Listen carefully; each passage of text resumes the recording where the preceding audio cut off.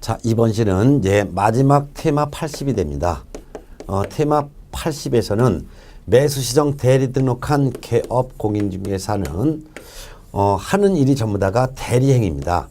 대리행위인데 어떤 대리행위를 하냐? 즉 어떤 물건에 대해서, 즉 법원에 경매에 붙여진 물건 중에서도 어떤 물건에서 입찰 대리를 할 수 있냐, 입찰 대리 할 수 있는 범위, 요걸 공부할 거예요. 그리고 할 수 있는 범위는 뭐가 있고 어떤 건 하면 안 되는지 세부적인 내용을 보도록 하겠습니다. 자, 그래서 80은 매수시정 대리인의 업무 범위, 매수시정 대리인이 된 이 개공의 업무 범위, 어떤 걸 할 수 있는지 업무 범위를 공부한다. 그리고 업무 범위 및 또한 그 밖에 매수신청 대리인 등록한 이 개공은 어떤 의무가 있는지 의무사항, 업무 범위와 의무에 대해서 정리하겠습니다.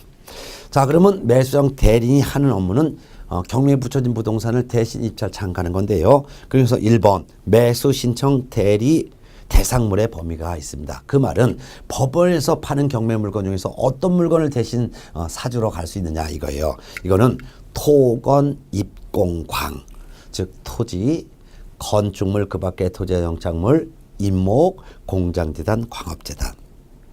이 5가지 물건은 중개 대상물과 동일하죠. 그래서 법원에서 파는 물건 중에서도 토건, 입공광에 대해서만 입찰 대리할 수 있습니다. 따라서 중개 대상물의 범위와 매수시정 대리 대상물의 범위는 동일하다는 것을 알 수 있죠. 자, 그 다음에 2번 매수신청 대리인의 업무 범위. 매수시정 대리 됐을 때 하는 업무는 전부 다 대리행위인데 입찰기일 날 대리하는 것만 할 수 있어요. 그래서 매각기일, 매각기일이 바로 입찰기일입니다. 그날 하는 것만 대리할 수 있는데요. 일단 1번 보증금 제공하는 거 대신할 수 있다. 두 번째 입찰표를 작성해서 제출하는 거 대신할 수 있다. 세 번째는 낙찰받지 못했을 때 차수리 매수 신고를 대신해 줄 수 있다. 네 번째는 낙찰받지 못했을 때 냈던 보증금을 반환해달라고 요구하는 행위를 대신할 수 있다. 그 다음에 5번째는 공유 지분이 경매 났을 때 공유자가 우선 매수 신고할 수 있는 것을 대신 우선 매수 신고해 줄 수 있다. 6번째는 옛날 임대주택법에 따른 임대주택이 경매 나왔을 때 거기에 살고 있는 임차인이 우선해서 매수할 수 있는 권리를 대신 행사해 줄 수 있다. 마지막 7번째는 공유자 또는 임대주택 임차인의 우선 매수 신고에 따라 차순위 매수 신고인으로 보게 되는 경우 그 차순위 매수 신고인의 지위를 포기해 주는 행위도 대리할 수 있다.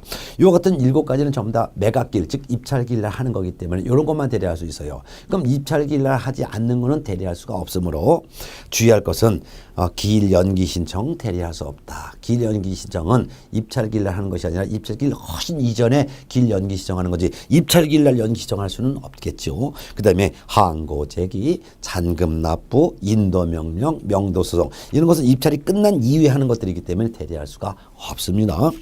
그 다음에 3번째 금쟁이. 그 매수시정 대리인의 업무 범위 아주 중요합니다. 그리고 금쟁이도 아주 중요합니다.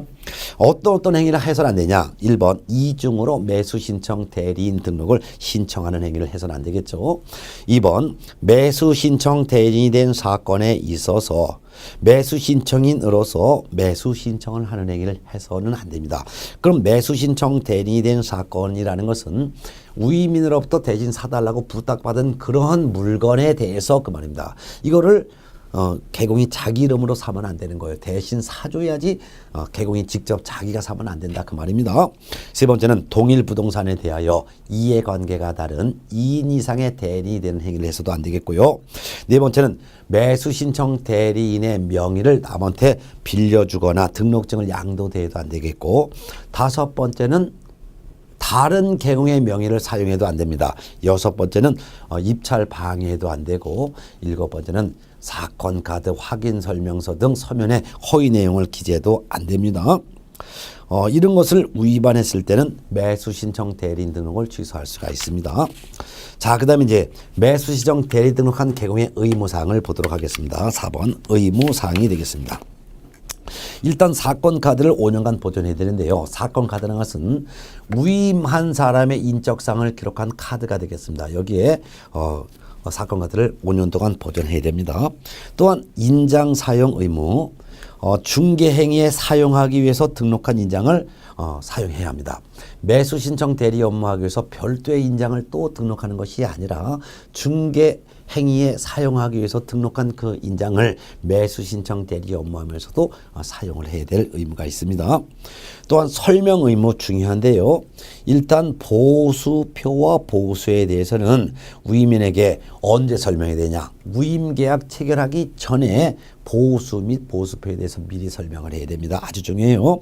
그 다음에 위임을 받았을 때는 위임한 사람에게 물건을 설명해야 되는데 그 물건의 표시란 이 경매 물건은 어디에 있는 물건입니다. 권리관계, 이 경매 물건은 지금 집주인이 살고 있다 또는 세입자가 살고 있다. 그 다음에 매수 신청 대리 대상물의 경제적 가치, 즉 주변 시세가 어떻게 형성되고 있는 물건이다. 제한사항, 즉 농지가 경매에 나왔으면 농지증을 매각 결정 기일까지 제출해야지만 됩니다라는 제한사항. 그 다음에 매수인이 부담 및 인수해야 될 권리. 예를 들면은 말소 기준 권리보다 선순위로다가 임차인이나 전세권이 있는데 배당 요구하지 않아서 이걸 인수해야 된다. 또는 유치권자의 공사대금을 인수 부담해야 된다. 이런 내용에 대해서 위임을 받았을 때는 위임인에게 성실 정확하게 설명을 하고 설명할 때 설명의 근거가 되는 등기부 등등도 같이 보여줘야 됩니다. 이를 위반하게 되면 1월 이상 2년 이하 범위 안에서 매수시정 대리 업무에 대한 업무정지 처분을 지방법원장이 할 수 있습니다. 중개업에 대한 업무정지는 6월 범위 안에서 할 수 있지만 매수시정 대리에 대한 업무정지는 1월 이상 2년 이하 범위 안에서 지방법원장이 할 수 있습니다. 또한 서면 작성인데 이때 서면 작성에서 서면이란 위임 계약을 체결했다면 위임인에게 확인해서 설명한 사항을 서면으로 작성해야 되는데 위임인에게 설명한 사항을 기록하는 서면이 바로 매수신청 대리대상물 확인설명서라고 이름을 붙였습니다. 이 확인설명서를 위임인에게 교부하고 이 매수신청 대리대상물 확인설명서를 사건 카드와 같이 철해가지고 5년간 보존도 해야 될 의무가 있습니다. 그 다음에 휘장, 법원의 휘장 명칭을 사용하면 안 되는데요. 개공은 그 사무소 명칭이나 간판에 고유한 지명 등 법원 행정처장이 인정하는 특별한 경우를 제외하고는 법원의 명칭이나 휘장 등을 표시해서는 안 됩니다. 예.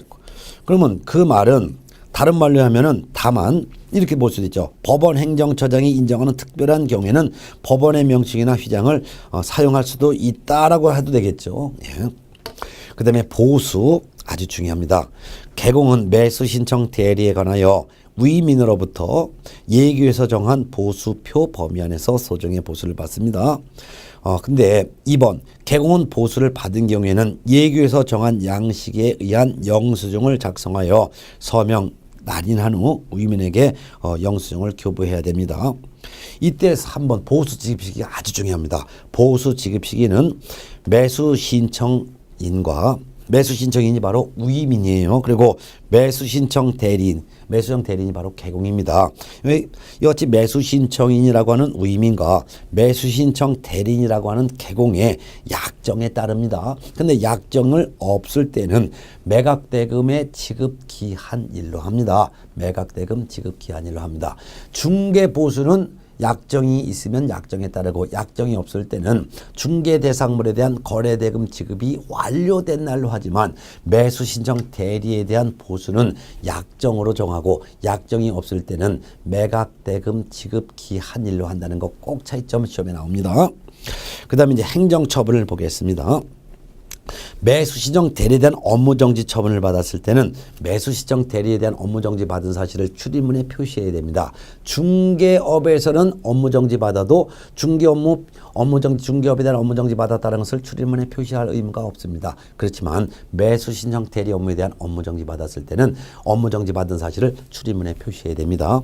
또한 등록 취소 처분을 받은 경우, 즉 매수신청 대리인 등록이 취소됐을 때는 사무실 내부 외부에 매수시정 대리 업무한다라고 표시하는 것들을 전부 다가 제거를 해야 됩니다.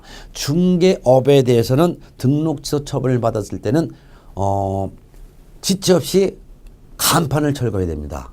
그리고 등록 취소 처분받고 7인의 등록증을 반납해야 합니다. 그런데 매수 신청 대리업에 대한 등록 취소 처분을 받았을 때는 매수 신청 대리 업무에 관련된 표시사항을 전부 다가 제거를 해야 합니다. 그리고 매수 신청 대리 등록 취소된 후 7인의 매수 신청 대리인 등록증을 지방법원장에게 반납을 해야 됩니다.